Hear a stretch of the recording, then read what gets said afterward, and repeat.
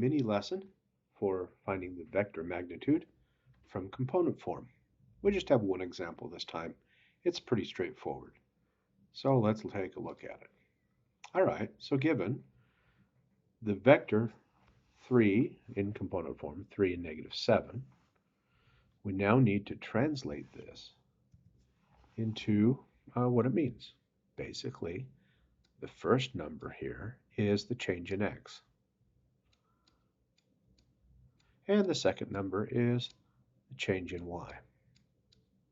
So as we think about the triangle, the right triangle, we'll have x represented here and y represented here.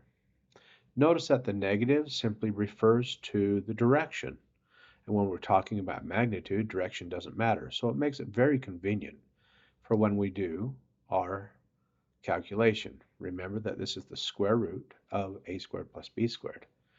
And it's kind of the same thing here. We just take and square both of these. Okay, so the first one is 3 squared.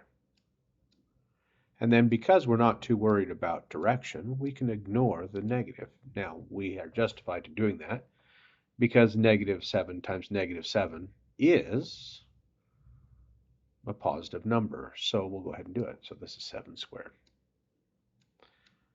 That gives us, if we do the square, let's see, that gives us 9 here and 49 there. Adding them together, we get 58. So the exact for this is 58. Then, as we punch this into the calculator, take the square root of 58, we get 7.62 and on forever. And there we go. That's the approximate.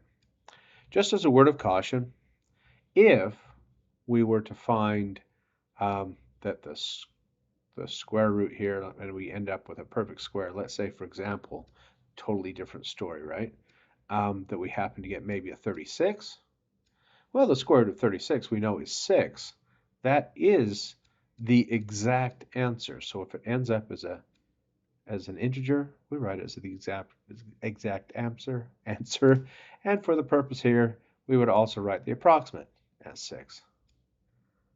Very good. Happy math hunting.